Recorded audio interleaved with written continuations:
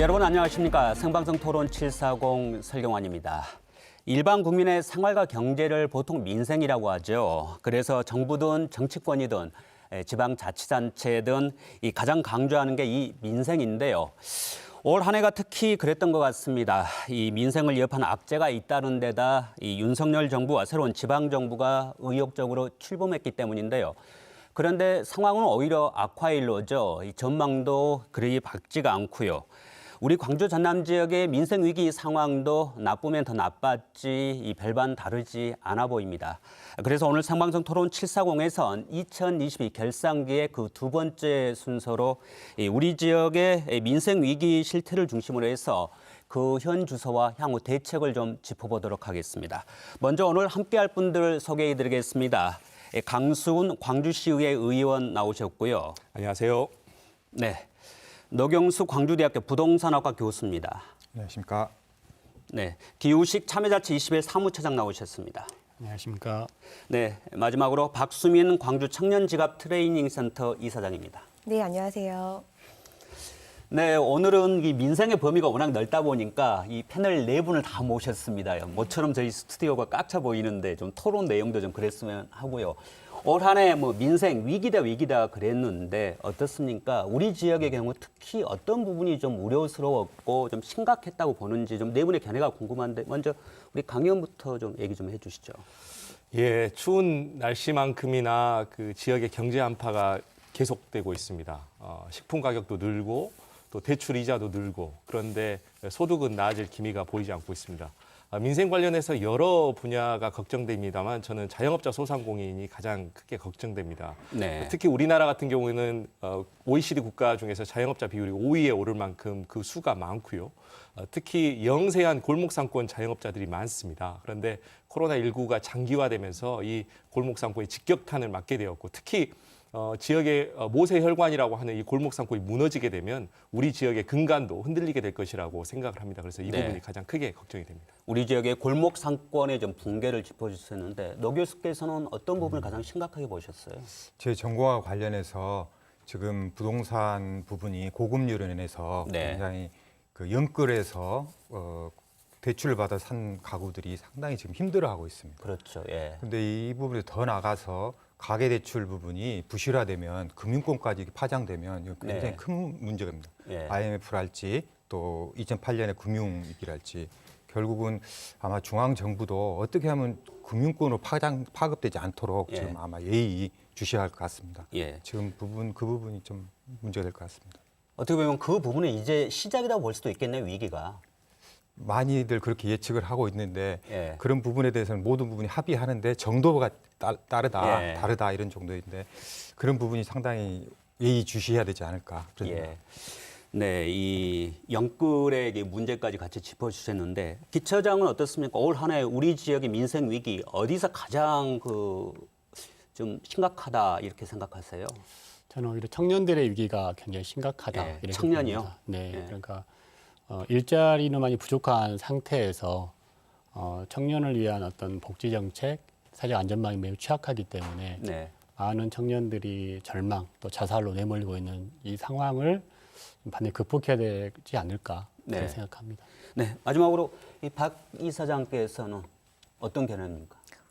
사실은 그 위기 상황에서 가장 취약한 대상층이 누구인가라고 봤을 때 최근에 고금리로 인해서 대출 상환하고 있는 부채 상환에 대한 부담이 좀 증가하고 있는데요. 실제로 이 제도권 금융을 이용하지 못한 이들이 또 불법 사금융에 노출되고 있다는 겁니다. 실제로 이 사금융에서 250% 정도의 이자까지 받는 어떤 불법 사금융의 피해 실태들이 심각하다라는 걸 현장에서 많이 느끼고 있는데요. 이러한 것을 제도적으로 막을 수 있는 방안들이 너무 취약하고요. 그렇기 때문에 청년 그리고 금융 취약계층에 대한 좀 적극적 대책이 필요하다라고 생각하고 있습니다. 방금 네 분이 지적해 주셨던 우리 지역의 민생 위기 이제 하나씩 저희들 좀 짚어보겠습니다. 이제 본격적으로 짚어보기 전에 보니까 보통 민생 지표 가운데 경제 고통 지수 같은 것도 있더라고요. 올해가 한 20여 년 만에 최악이라는데 이게 결국은 실업이라든지 이제 물가가 오르다 보면 그만큼 느끼는 이제 경제적 고통을 주는 지표화한 건데 이런 것처럼 혹시 우리 지역에 민생 지표 올해 좀 굉장히 최악이랬다 이걸 우리가 좀 쉽게 이해할 수 있을 만한 그런 지표가 있습니까? 있으면 좀 소개 좀 해주시죠. 일단 진행자께서 경제고통지수 말씀하셨는데 광주로 보면 2008년 경제대공황 이후에 13년 만에 최고치를 기록하고 있고요. 예, 광주도요. 전남으로 보면 1999년 IMF 이후에 21년 만에 최고치를 기록하고 있습니다. 그런데 광주 전남의 경제고통지수가 왜 이렇게 높은가라고 분석을 해보면 저는 광주 전남의 자영업자 비율이 좀 높기 때문이다 이렇게 좀 분석을 하고 있는데요.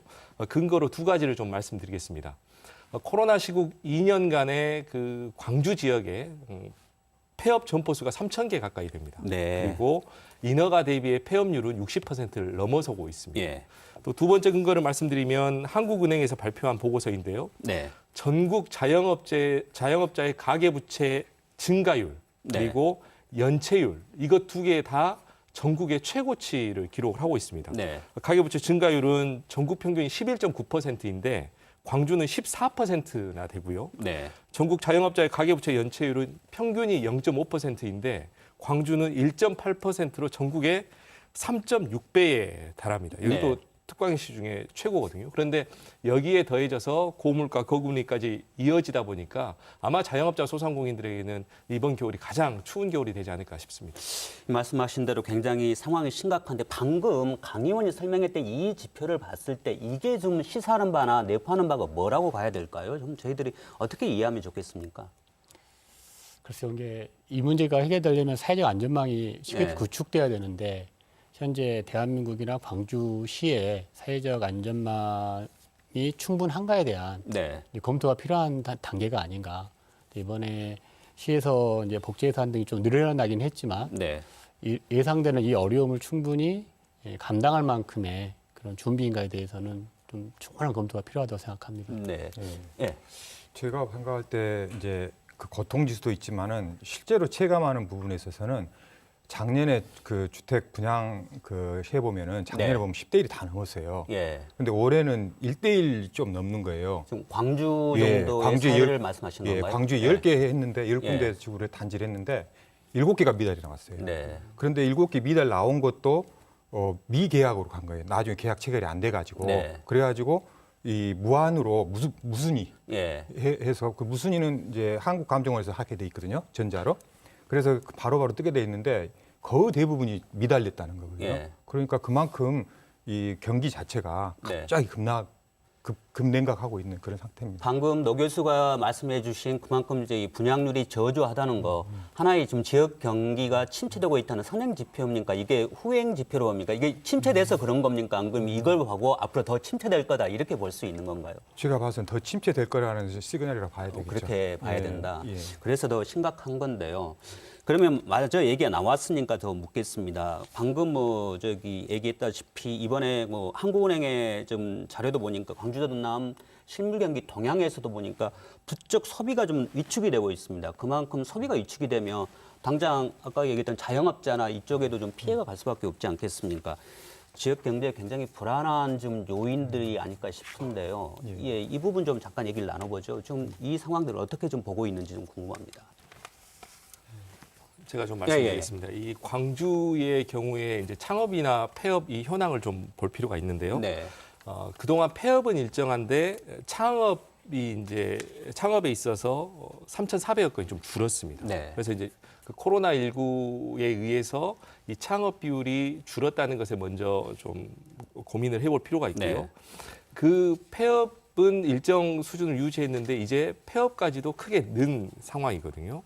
이제 이 정도가 되면 결국은 광주에서는 경영 위기를 겪고 있는 이제 소상공인들에게 직접적인 재정 지원이 보다 확대될 필요가 있다. 이렇게 방향을 잡고 가야 되지 않나 생각하고 있습니다. 실제 충정로에 나가보면 임대나 권리금 없음이라고 붙어있는 현수막을 굉장히 많이 볼 수 있습니다. 근데 도시가 죽어가고 있고 활력을 잃어가고 있다고 생각하는데 말씀 주셨던 것처럼 공실률이 23.5%, 21년에 올해는 25.8% 증가세인데 신용보증재단에서 발표한 보고서를 보면요. 소상공인 3명 중에 1명이 빚을 지고 있다라고 하고 있습니다. 그런데 이 절반 이상이 대출 이자를 감당하지 못하겠다. 저는 문제는 폐업한 것도 중요하지만 1년 이상, 앞으로 1년 이내에 지금 같은 위기 상황이라면 폐업을 결정하겠다라고 하신 분들도 50%가 넘는다는 겁니다. 네. 그러니까 이미 폐업한 분들도 중요하지만 지금 유지는 하고 있지만 굉장히 위험한 상황에 노출되어 있다. 네. 이제 그러한 점에서는 저는 금융 지원도 중요하지만 예. 지금의 문제를 정확하게 진단할 수 있는 전문가 연계가 반드시 필요하다고 네. 생각하는데 그런 점에서 광역 단위의 금융복지상담센터 설립이 반드시 필요합니다. 네. 근데 광주광역시는 지금 광산구에만 금융복지상담센터가 있고요. 아, 예. 광주광역시는 채무힐링 상담센터를 운영하고 있지만 현실적으로 광주광역시의 어떤 시민들의 지원이나 하기에는 굉장히 좀 축소되어 있고 예. 위축되어 있다. 그렇기 때문에 그 폐업률도 중요하지만 지금 위기에 노출되지 않도록 하는 적극적 네. 조치가 필요하다고 생각합니다. 이 광주광역시도 뭐 나름대로 이 소상공인 보호 대책들 잇따라서 계속 내놓고 있지 않습니까? 지금도 뭐 여러 정책을 추진하는 걸로 알고 있는데 어떻습니까? 뭐 실질적인 효과를 거두고 있다고 보는지요? 글쎄요.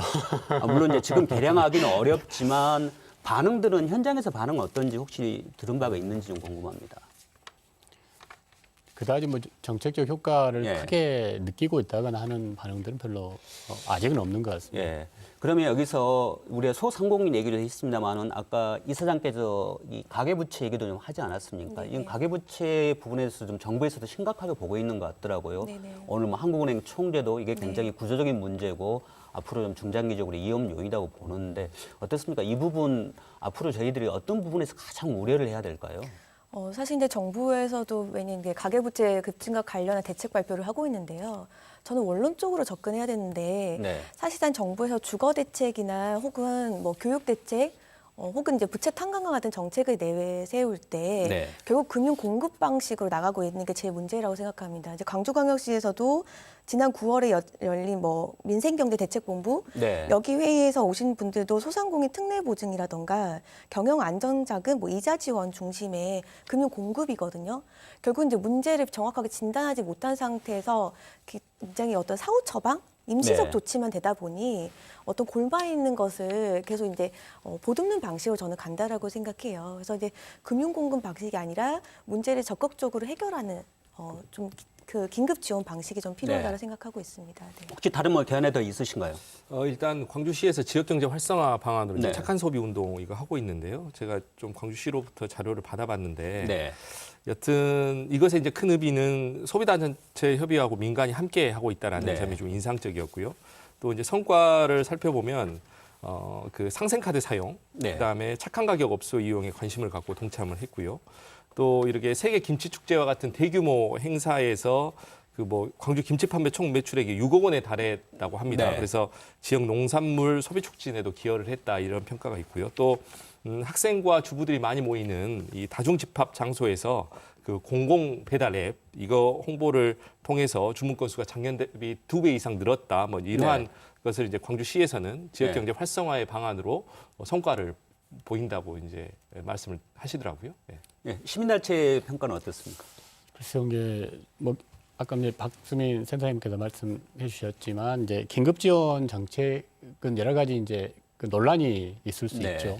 그런 점을 고려해 보면 저는 오히려 이제 그 사회 안전망을 좀 강화하는 네. 이제 공공기관이 공적 재원을 통해서 가령 청년들의 문제의 경우에 네. 학비나 이런 것들을 다 무상으로 처리할 수 있는 정책을 충분히 가능하다고 생각을 합니다. 그래서 또 청년 주거와 관련돼서도 네. 그런 양질의 어떤 주거 공간을 무료로 혹은 뭐 최소의 비용으로 제공한다거나 할 수 있는 공공기관이 직접적으로 이제 복지를 좀 강화함으로써 네. 좀 소득이 조금 부족하더라도 견딜 수 있는 이 조건을 당분간 마련해 줘야 한다. 네.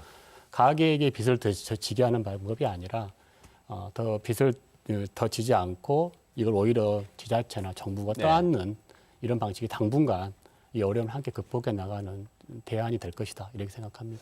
네, 아까 저희들이 그 광주 연남 본부 한국은행이죠. 여기에 발표에 따라서 소비가 하반기 들어서 많이 위축이 되면서 결국은 소상공인의 이제 폐업으로도 이어지고 있다는 얘기까지 했었습니다. 근데 또 하나 좀 저희들이 주목해야 될 또 수치가 보니까 건설 투자도 올 들어서 좀 지난해 대비해서 굉장히 많이 줄고 있어요. 우리 지역이. 이게 좀 미치는 지역경제 영향도 무시 못하죠. 아무래도 네. 부동산 전문가시니까 먼저 운을 떼주고 좀 얘기를 나누면 어떨까 예, 예. 싶습니다. 예, 결국은 부동산 경기가 위축 자체가 영향을 미치는 것은 지출 부분인데 네. 지출 부분에서 결국은 집을 갖고 있는 자산 가치가 하락되니까 예. 소비가 아무래도 위축되고요. 예. 건설사 입장으로서는 또 주택이 팔리지 않으니까 수익이 저하되고 네. 그래서 신규 투자를 못 하게 되는 예. 그런 이런 지출 부분에서 문제가 있고 생산적인 측면에서도 역시 주택 산업이 타 지역에 연관 효과를 못 주지 않습니까? 네.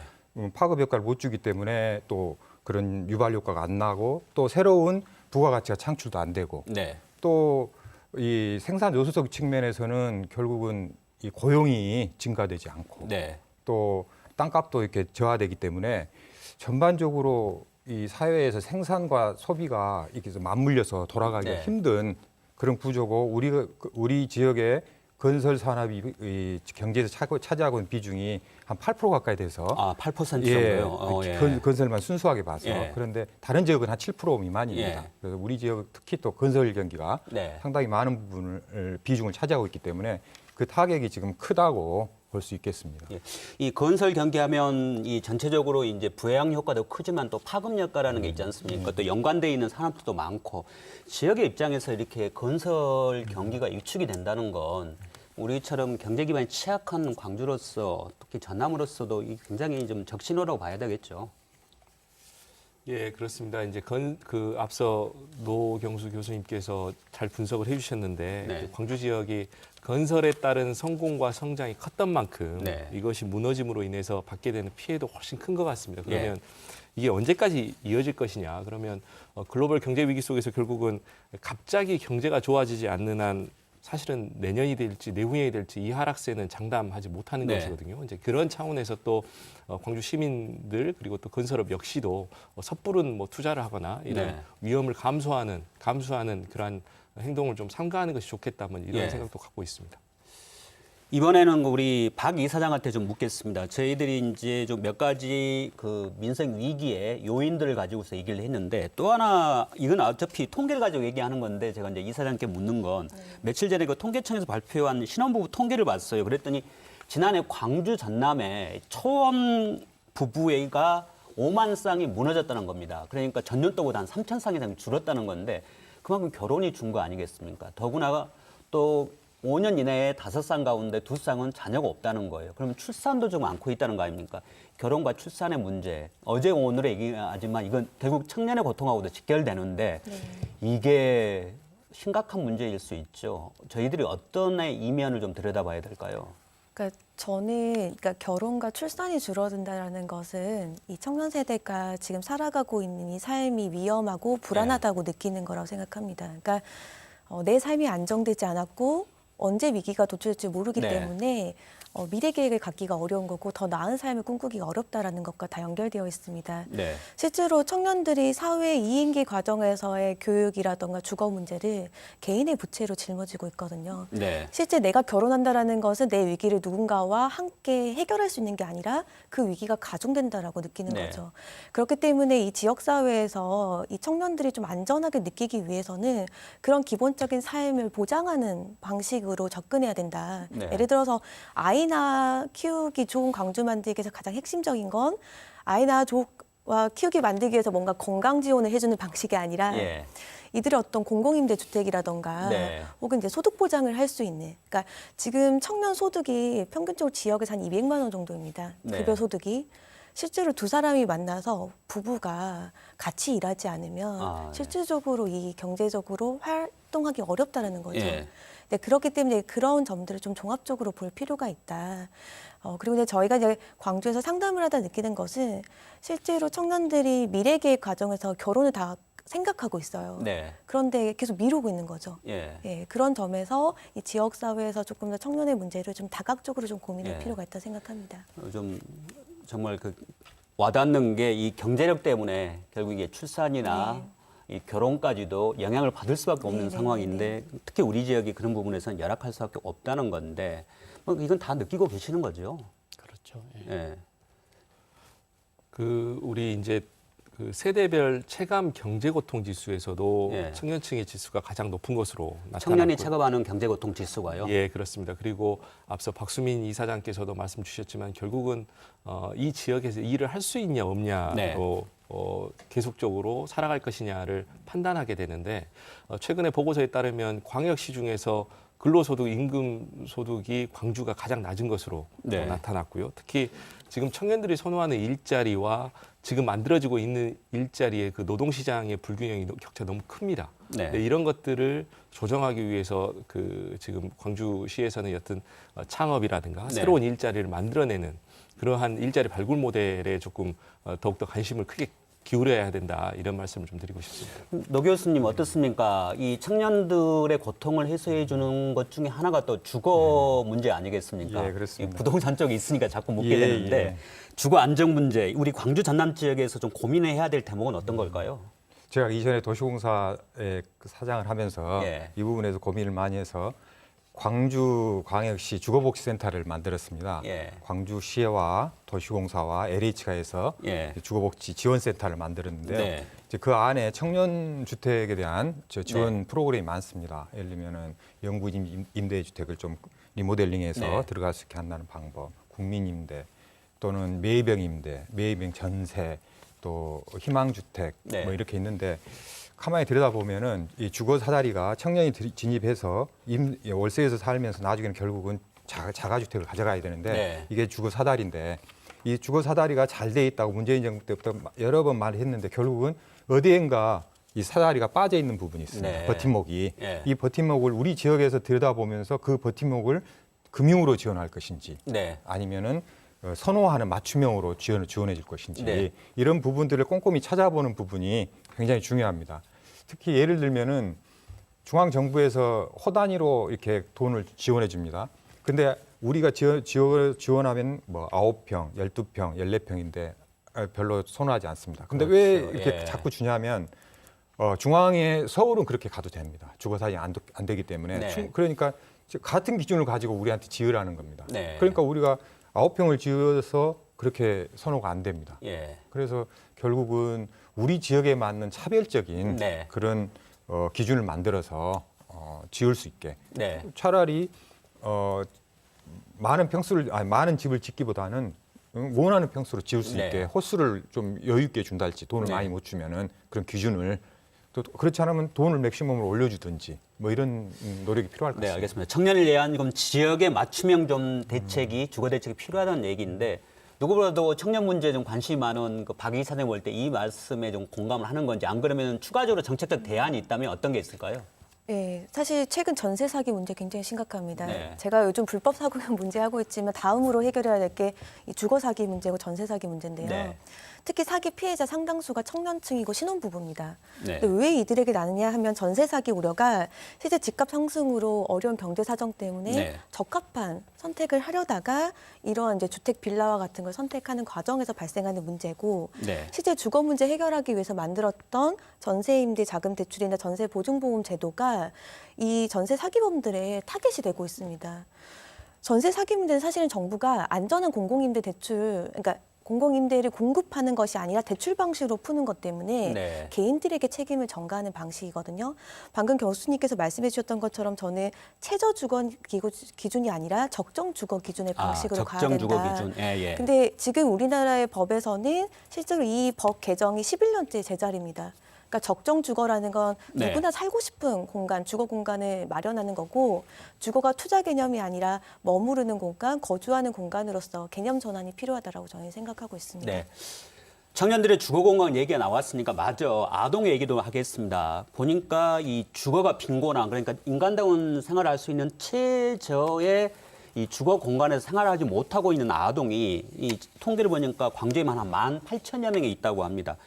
이게 현실인지 이게 좀 저희들이 꼭 한번 짚어봐야 될 대목인 것 같은데 강의원도 이 내용은 좀 알고 계시죠? 예, 지난 10일에 초록우산 어린이재단 광주지역본부가 발표를 했습니다. 네. 그래서 광주 지역 전체 아동의 5.6% 수준인 18,000명의 아동이 주거빈곤을 겪는 것으로 예. 추산된다라고 밝혔는데요. 광주 주거빈곤 아동의 과반수는 첫 번째는 전자기기 부족, 그다음에 네. 공간의 협소함, 그렇죠. 또 인터넷 예. 환경 부족, 예. 또 소음공해 이런 것들 때문에 이제 재택 수업에도 어려움을 겪고 있는 것으로 파악이 되고 있고요. 또 그렇기 때문에 그 학습의 성취도도 낮고 스트레스도 그 노출이 높은 것으로 파악이 되고 있습니다. 그래서 특히 이제 그 평수와 관련해서도 지금 주거 기본법에 따르면 3인 가구 11평, 4인 가구 13평, 5인 가구 14평인데 그게 최저 기준인가요? 그렇습니다. 그런데 우리나라 소득 하위 20% 가구의 평균 16평, 16평 주택에서 거주하는 것을 고려하면 네. 이 최소 주거 면적도 과도하게 낮은 것이 사실이다. 이렇게 네. 좀 분석을 하고 있습니다. 이 좀 최저 기준 어떻습니까? 좀 이건 뭔가 우리가 개선이 필요해 보이는데요. 예, 이 기준이 2011년에 만들어졌습니다. 예. 그래가지고 1인당 최소 면적이 1인당 4.2평입니다. 예. 국토부가 지금 정해놓은 예. 것이. 근데 이제 국토부가 발표한 그 작년에 발표한 국토부가 주거실태에서 보니까 예. 이제 적정 바람직하다 예. 이렇게 어느 정도 된 것이 1인당 10평입니다. 네. 그러니까 우리 최저 기준으로 되어 있는 게 1인당 4평인데 네. 실제로는 1인당 10평 정도는 있어야 된다라고 동일한 네. 기관에서 이제 이야기하고 있는 그렇게 돼 있거든요. 예. 아까 강 의원 얘기 들어보더라도 이 최저 어떤 거주할 수 있는 주거 공간도 확보하지 못한 이는 주거 빈곤에 사는 아동들, 어린이들 굉장히 여러 가지가 열악해지잖아요. 그러면 본인들의 미래와도 직결된 문제인데 이게 좀 지역 사회가 나서서 뭔가 좀 버팀목 역할 내지는 좀 배려를 하고 돌봐야 될 텐데 이런 부분에서 좀 정책적으로 저희들이 접근할 부분들이 뭘까요? 지금 주거 빈곤, 그러니까 빈곤한 아동이 어디에 있는 거냐면 일단은 부모가 빈곤한 경우, 예. 두 번째는 이제 그 한부모 네. 가정인 경우, 그 다음에 소년소녀 가장, 예. 그 다음에 나중에는 이제 그 돌봄 종료한 네. 아동들 있지 않습니까? 예. 그런 유형에서 지금 가고 있는데 실제로 영구임대주택이나 국민임대에서 아동이 있어서 특별한 가산점을 주지는 않아요. 네. 그런 부분에 대해서 그래서 그것도 하나의 그 주거 사다리의 버팀목 예. 이게 하나에 끼워 넣어야 될 그런 부분으로 고민을 좀 해봐야 돼요. 이런 부분들을 좀 사회 안전망에 두텁게 좀 보호를 해줘야 될 텐데 아마 지역 사회도 좀 이런 부분에 고민을 좀 하고 있죠. 그렇죠. 고민하고 계속적으로 민원이 오고 예. 또 그 외에 돌봄센터 같은 게 생기고 네. 거기에서 또 추가로 요구하고 이런 부분이 있는데 이제 공공적인 측면에서는 법규에 그렇게 돼 있으니 못 해줍니다. 네. 이 정도의 답변이 지금 나가고 있는 실정입니다. 어떻게 보면 저희들이 실태 위주로 얘기를 했는데 이 우리 지역의 민생만 가지고도 아 위기는 위기구나 정말 열악한 부분이 많구나는 얘기가 들었는데 좀 저희들이 대책 부분을 한번 얘기를 해보죠.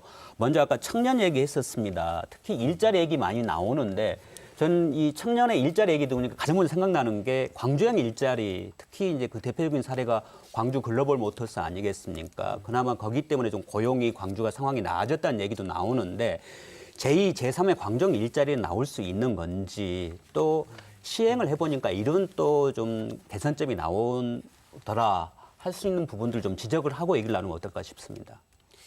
예. 예, 기차장 의원님 말씀하시죠. 실제로 이제 광주형 일자리가 제조 모델이었지 않습니까? 네. 근데 일자리에 대한 그 수요가 제조업에만 있는 건 아니고 예. 특히 청년들 같은 경우에는 이제 다양한 일자리 욕구를 가지고 있는데 그런 점을 고려해 보면 현재 이제 청년 일자리 모델로서 GGM이 완전한 것인가에 대한 검토는 네. 필요하다고 그렇죠. 보고요. 예. 문제가 되는 것은 이제 민간 기업이 어떤 투자 위축될 수밖에 없는 상황이기 때문에 이와 관련돼서 사실은 광주시가 나서야 될 것이 굉장히 많다는 생각이 듭니다. 네. 가령 예를 들면 뭐 공공적 일자리 같은 경우도 뭐 기후 위기에 대한 대응 일자리나 아니면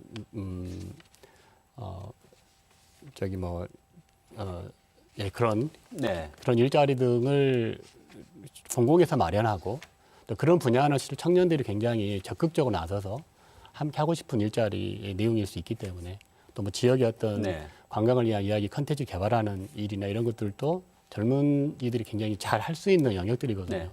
그런 것들을 위한 지속적이고 안정적인 양질의 일자리를 공공에 창출해 주는 게 굉장히 중요하다. 네. 또 그런 것들이 좀 민간으로 확산될 수 있는 어떤 기본적 마중물을 만들어내는 과정이라고 생각을 하고요. 그런 관점에서 새로운 일자리 모델이 발굴되었으면 좋겠다. 이 말씀 드립니다. 아마 강 의원도 좀 하시고 싶은 얘기가 있었던 네. 것 같은데요. 저는 이제 광주형 일자리는 크게 두 가지로 좀 나눠서 생각을 해보고 있습니다. 네. 첫 번째는 광주형 일자리는 반드시 성공해야 됩니다. 왜냐하면 일자리라고 하는 이름 앞에 도시 이름을 붙인 처음의 사례이고 그 광주라는 도시가 어떻게 앞으로 일자리의 방향을 잡는 것인지를 이번 광주형 일자리에서 보여주는 것인데 사실 생각했던 것만큼 연착륙을 했다라고는 보지 않습니다. 왜냐하면 적정임금 대신에 그 사회적 임금을 보장해 주긴 했는데 그것도 처음에 좀 미진했고요. 또 퇴사율이 높은 것 또한 사실입니다. 그리고 또 우리 광주에 그 시민의 혈세가 들어갔는데 이것에 대한 정보가 공개가 투명하지 않는다. 그래서 네. 이런 것들을 보완해서 여튼 처음으로 시도한 광주형 일자리가 성공해야 된다라고 하는 것에는 이제 뭐 변함이 네. 없고요. 근데 두 번째는 그러면 이렇게 제조업 중심의 그 광주형 일자리와 같은 모델만 계속 만들 것이냐? 저는 네. 좀 그건 달리 생각을 합니다. 네. 그래서 앞서 말씀드렸던 우리 창업 네. 관련해서 좀 활성화할 필요가 있고 특히 핀란드 인구 550만의 핀란드가 한때는 노키아라고 하는 기업에 거의 좌지우지 됐는데 노키아가 몰락함으로 인해서 결국은 새로운 탈출구를 찾았던 게 이제 창업 국가로의 변모였거든요. 네. 그래서 커다란 그 한 개의 노키아를 만드는 게 아니고 작은 100개의 노키아를 만들자라고 해서 지금 핀란드로 창업하기 위해서 이민을 오고 또 재기 창업자들, 그러니까 창업에 한번 실패했는데 다시 도전하는 창업자들이 핀란드로 오고 네. 또 세계 최대의 창업 페스티벌, 스타트업 페스티벌이 열리는 곳이 이제 핀란드가 되었거든요. 그래서 이러한 모델들을 광주가 발휘할 수 있어야 된다 이렇게 보고 있습니다. 네, 좋은 의견을 주셨는데 여하튼 광주형 일자리가 뭐 시행착오는 있었습니다만은 지역 청년들에게 좀 안정적인 소득을 좀 줄 수 있는 양질의 일자리로 이제 거듭나기를 바라고 또 이런 건 계속 있어야 될 것 같은데 어떻습니까? 좀 청년들의 입장에서 봤을 때 광주형 일자리의 이 3의 그런 모델들이 나올 수 있을까요? 나온다면 또 어떻게 좀 방향으로 가야 되는 건지. 긍정적인 건 새로운 일자리 실험을 해봤다라는 것은 긍정적으로 네. 평가합니다. 다만 20, 30대가 마주할 이 사회에는 새로운 일자리 개념이 필요하다. 네. 내가 하고자 하는 일이 노동이 될 수 있는 게 필요하고요. 또 공공형 일자리 만드는 거 좀 필요하다고 생각합니다. 예. 지금 같은 저성장 기조에서는 기업이 일자리를 만드는 거 한계 분명히 있습니다. 그렇다면 이 지역 사회가 새로운 일자리들을 계속 실험적으로 만들어보는 접근이 필요하다고 생각하는데 네. 강수훈 의원님께서 말씀하셨던 거 창업 좋습니다. 하지만 창업하지 못하는 청년들 분명 있고 네. 안정적인 어떤 소득 활동이 필요한 그것이 이제 사회적 안전망이나 혹은 사회 부조 개념의 일자리 개념이 필요하다. 저는 시장에만 맡겨놓는 것은 이미 한계가 마주했다라고 네. 생각하고요. 공공에서 일자리를 어떤 방식으로 만들 수 있을까를 지금부터 고민하고 광주형 일자리와 같은 실험으로 이제 그 다음 단계를 모색해야 된다고 생각하고 있습니다. 네. 뭐 이 의견에 뭐 다른 네. 견해 있으신가요? 그래서 이제 그렇게 양바퀴로 가는 것이 필요하다라고 보고 예. 있습니다. 예. 그리고 사실은 그 지난 11월 광산구에서 일하다 숨진 사건도 있었고요. 네. SPC에서 일하다 숨진 노동자분들도 있었습니다. 그만큼 양질의 일자리라는 것은 가장 기본적으로는 안전한 일자리를 기본으로 네. 지역사회가 고민해야 된다고 생각합니다. 네. 최근에 우리 광주에서 이제 자립을 준비하던 청년이 잇따라서 이제 극단적 선택을 하면서 우리 지역사회에 또 사회적 안전망이 좀 구멍이 뚫린 거 아니냐는 우려도 있었습니다. 그러면서 지금 광주시가 내년 예산을 편성할 때 보니까 이 버팀목 예산이라는 이런 표현을 썼더라고요. 그래서 경제 위기에 대응할 수 있는 그런 예산들 많이 책정을 했고 그게 한 8천억 가까이 되던데 아마 심의도 하셨고 지금 이미 이제 의회는 통과를 했잖아요. 어떻습니까? 이런 걸 좀 사례로 해서 광주시가 지금 올 한 해 민생 위기에 대응하는 거에 대해서 어떻게 좀 평가하시는지 시원이니까 먼저 좀 말씀을 좀 해주시고 얘기를 나누면 어떨까 싶습니다. 예, 일단 광주시가 굉장히 이쪽에 그 관심을 갖고 중점적으로 보고 있는 것은 이제 사실이고요. 네. 관련해서 크게 이제 세 가지 예산 좀 소개해드리고 네. 싶은데 그 징검다리 예산, 네. 그 진행자께서 말씀 주셨던 버팀목 예산, 그리고 안전망 예산 네. 이렇게 좀 구분을 할 수가 있을 것 같습니다. 이제 징검다리 예산 같은 경우에는 이제 경영위기 업체라든가 네. 또 소상공인 그리고 청년창업 특례보증 대상자에 대해서 이제 추가 이자 등을 지원하는 그러한 네. 제도의 예산을 편성을 했고요.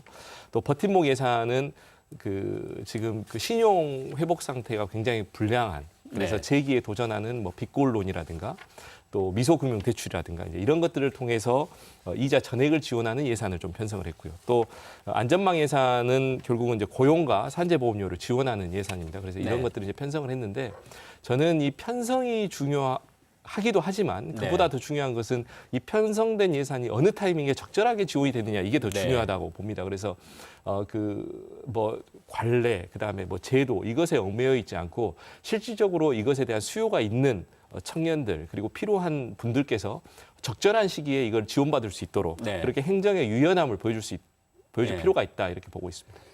이 광주시 민생 위기에 대처하는 방향은 바람직한데 앞으로 이 타이밍을 좀 잘 잡아서 이 속도도 함께 가달라 이 얘기인데 어떻습니까? 일단 잠깐 강 의원이 이 광주시가 뭐 내년도 예산까지 함께 맞물려서 민생에 대처하는 얘기를 해줬는데 광주시의 민생 대처에 대해서 혹시 뭐 평가를 한번 잠깐 들어봤으면 하겠는데 방향이 맞다고 보는 건지 안 그러면 좀 더 좀 주문하고 싶은 내용이 없는지 좀 궁금한데요. 누가 말씀을 해주시겠습니까? 예. 예.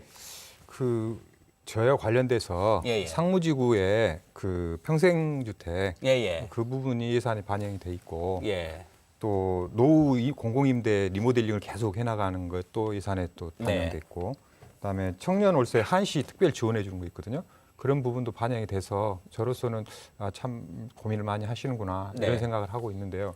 또 한 가지는 지금 어려운 시기에 착한 여러 가지 이제 임대료도 있고 했는데 지금 3년째 코로나를 하다 보니까 여러 가지 지금 힘든데 결국은 이런 시기에는 공공기관이 어떻게든지 착한 분채를 안아야 된다고 보거든요.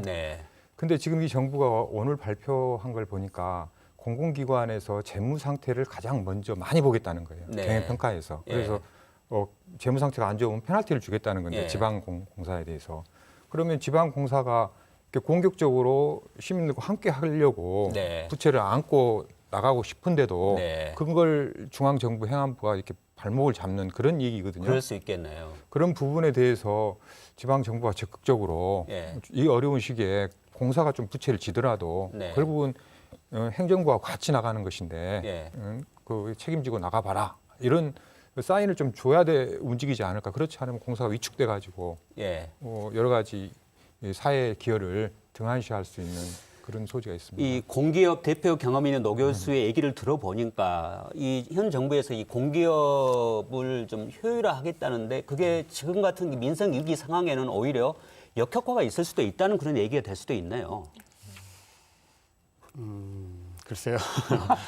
그러니까 그렇죠. 중앙정부의 그런 규제나 이런 것들이 창의적으로 적절하게 시민을 위한 정책을 집행하는 데 한계로 작동하는 경우도 굉장히 많죠. 그런 문제는 뭐 필요하다면 정치적으로 함께 풀어가야 될 문제라고 생각합니다. 지역의 시민들의 요구가 있고 또 뭐 시민들을 대표하는 시의회의 어떤 요구들을 통해서 오히려 그것을 행정부의 어떤 지침이 부적절하다는 것을 제기하면서라도 지역 정부라면 그런 것들을 만들어가려고 노력해야 된다. 그렇게 생각합니다.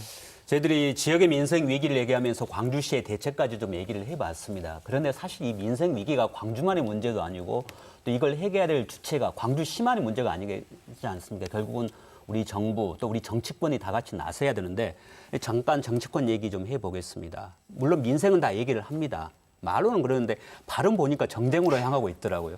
좀 현재 이 여야의 대치 상황, 민생 위기하고 맞물려서 보는 분들이 많이 답답해합니다. 네 분께서도 뭐 각각 본인의 전문적인 시각에서 분야에서 아마 이 정치권의 행보도 보고 있을 텐데 현 정치권의 행보 네 분께서는 어떻게 좀 비판하고 싶으신지 단도직입적으로 묻고 싶습니다.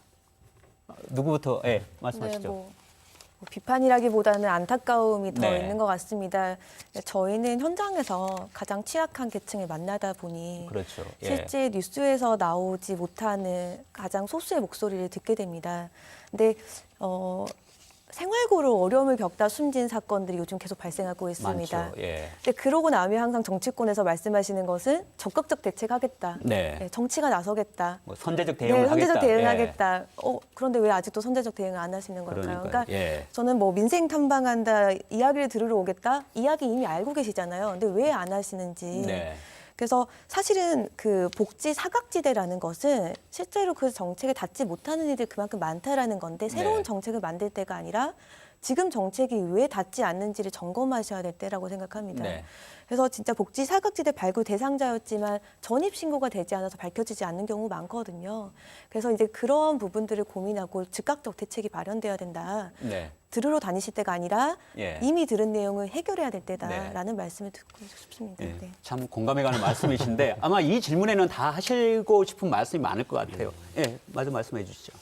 그러니까 뭐 일단 정부의 정책 기조는 민생을 정말 챙기려고 하는 것인가에 대해서 근본적 의문을 제기하게끔 합니다. 네. 일단 초부자 감세, 그다음에 이 어려운 시기에 의료보험의 어떤 적용 대상을 축소하겠다는 생각, 예. 그다음에 화물 노동자들의 절박한 요구들도 공격적으로 거부해버리고 있는 정책 기조, 이런 것들이 모두 네. 사실은 현 정부가 정말 민생 안정을 위한 노력을 하고 있는 정부인가에 대한 네. 이제 근본적 물음을 제기하고요. 야당도 마찬가지라고 봅니다. 네. 아까 잘 적절히 지적하셨지만 대책과 정책이 없는 것이 아니라 시민의 목소리가 없는 것이 아니라 그걸 정치적으로 대변하고 풀어나가야 될 정치인이 없는 상황인 것 같다는 네. 생각이 들거든요. 왜 지역 탐방을 합니까? 이미 나와 있는 것을 정책적으로 실현하기 위해 노력을 해야 될 사람들이 네. 국회의원이 정치인들인 거잖아요. 근데 그런 점에서 좀 오히려 강력하게 네. 민생 안정을 위한 정책을 가지고 싸워 나갔으면 좋겠다. 네. 그러니까 야당에게 바라는 거는 이런 말씀을 꼭 드리고 싶습니다. 네, 강 의원도 정치인입니다. 예. 중앙 정치권 최근의 행보, 이 정쟁에 몰입하면서 민생을 좀 뒷전화하고 있다는 이런 지적이 나오고 있는데 좀 일침을 좀 주신다면요. 예, 국회에서 여야가 이제 극렬하게 대치를 하고 있는데 우리가 미디어를 통해서 보면 왜 대치가 되는지 상황을 잘 아실 겁니다. 네. 사실 국회 안에서 여야 야가 있는데 우리 국민의힘에서는 어떤 대통령실의 오더를 받기 급급한 상황이거든요. 그러니까 양 당사자 간의 토론과 협의가 쉽지 않은 상황이고 특히 이제 더불어민주당 같은 경우에는 민생 경제에 주력하고 있고 실용적인 민생 개혁 정당을 표방하면서 지금 국민의힘과 대통령실에서 지금 바라보고 있는 그 예산의 관점, 특히 다수 약자들은 돌보지 않고 힘세고 많이 가진 슈퍼리치만을 네. 위한 이러한 예산을 좀 적극적으로 제어해야 된다라는 것에 이제 역할을 하고 있고 이제 그런 점에서 친서민 소통 행보를 이제 최근에 시작을 했는데요. 이제 앞서 두 패널들께서 사람들 만나지 말고 정치 잘하라고 하니 그런 것도 예 그런데 이제 또 현장에서 들으면서 또 네. 직접적으로 그걸 정책에 반영해야 되는 그런 역할들도 많이 있으니까요. 예 그렇게 좀 봐주시면 좋을 것 같습니다. 노 교수께는 이걸 좀 묻고 싶습니다. 아무래도 이 민생과 직결되는 게 또 부동산 대책 아니겠습니까? 윤석열 정부 들어서 민생 대책으로 부동산 대책에 따라서 내놓고 있는데 좀 어떻게 평가하세요? 지금 맨 처음에는 조금 시장이 서서히 냉각되지 않을까 이런 생각을 예. 낙관적인 생각을 했던 것 같습니다.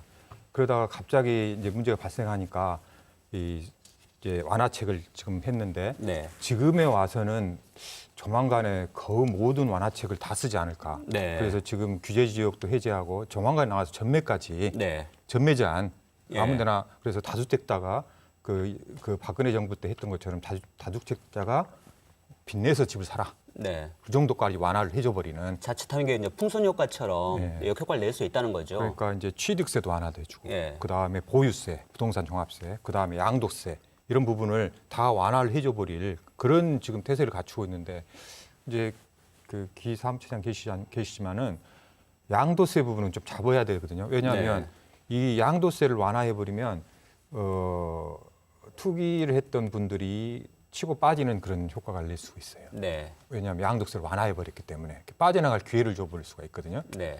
그래서 그런 부분을 좀 같이 살펴야 되는데 그 양반들이 위에 그 중앙정부가 신자유주의적인 정책을 쓰고 있기 때문에 네. 규제를 하는 그런 정책 때문에 좀 겁이 납니다. 예, 규제를 많이 풀려고 하는데 말씀하신 대로 자칫하면 또 다른 또 역효과를 불러올 수 있다는 얘기인 것 같습니다. 오늘 저희들이 얘기를 나누다 보니까 또 한 번 느낀 게 이 민생의 영역이 정말 넓구나. 그래서 이제 각 분야의 전문가이시지만 또 그 외의 사안들도 되게 많은데 저희들이 이 부분 한번 정리를 좀 해보겠습니다. 저희들이 윤석열 정부 얘기가 나왔으니까 윤석열 정부의 민생과 관련된 국정 기조에 대해서 네 분께서 각각 당신의 좀 영역에서 봤을 때 이건 좀 바람직하다 또는 이건 좀 문제가 있다 그걸 좀 간략하게 지적을 하면서 좀 토론을 좀 마무리하면 어떨까 싶은데요. 어떻습니까? 이거 누가 먼저 좀 말씀을 해주시겠습니까? 예, 이사장께서 하시죠. 네.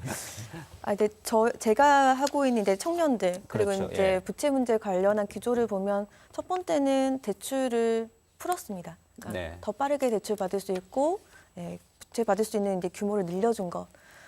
그 방식은 결국은 정부가 청년 빚을 더 늘리는 방식으로 가는 거라고 생각합니다. 네. 그렇기 때문에 그런 방식에 대한 좀 고민 다시 해야 된다고 생각하고요.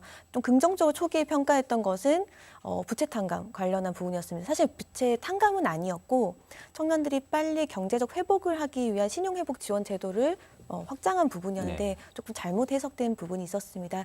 다만 청년 세대와 관련한 빚에 대한 고민을 조금 더 빠르게 신용회복할 수 있도록 지원했던 건 긍정적이지만 지금 역시 대출을 확장하는 방식으로 가는 기조에 대해서는 굉장히 부정적이고 위험하다라고 생각하고 있습니다. 네, 이어서 좀 본인의 분야에서 이 정부의 민생 정책 또 국정 기조 좀 간단하게 평가를 좀 해주시죠. 이어서 누가 하시겠습니까? 뭐 제가 예, 그러시죠. 예, 예.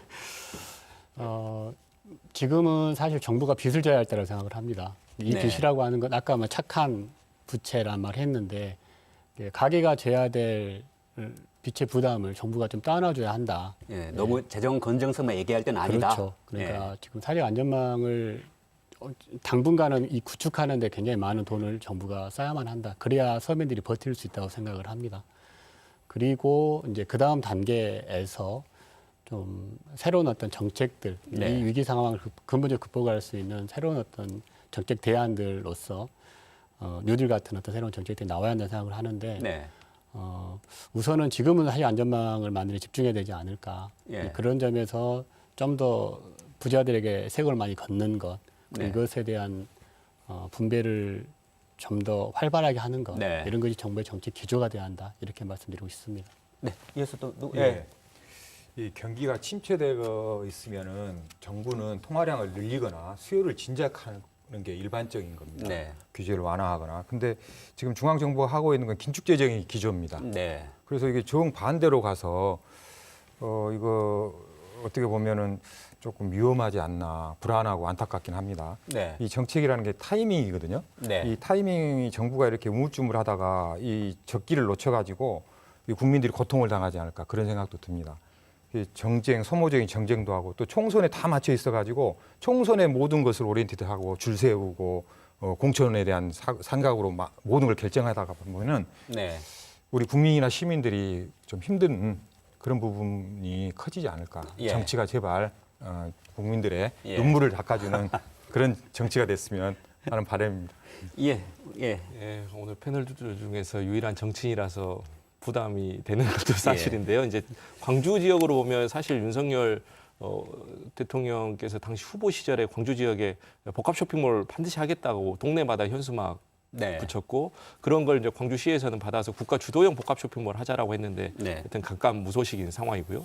특히 또 최근에는 기재부의 예산을 좀 올렸는데 그게 좀 긍정적이지 않는 것 같습니다. 네. 그래서 이제 그런 것들도 좀 조금 잘 풀어졌으면 좋겠다는 생각이고 그럼에도 불구하고 약간 윤석열 정부에서 긍정적인 것으로 말씀드리자면 소상공인 정책을 네. 강한 소상공인 육성이라고 해가지고 좀 그 기존 정부, 그 전 정부에 비해서 좀 과감하게 투자를 하고 특히 이제 지역에 있는 창조경제혁신센터나 이런 곳과 대기업과의 연결을 좀 주도적으로 한 것, 뭐 이런 것들은 좀 긍정적으로 보고 있습니다. 네.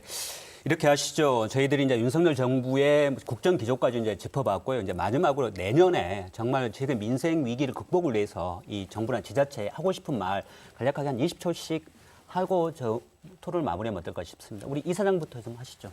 그 최근에 인기 있는 드라마 재벌집 막내 아들 보면 그런 얘기가 나오더라고요. 가난에는 복리이자가 붙는다고. 아, 예, 유명한 얘기죠. 네, 요즘에. 속도가 예. 다르다. 예.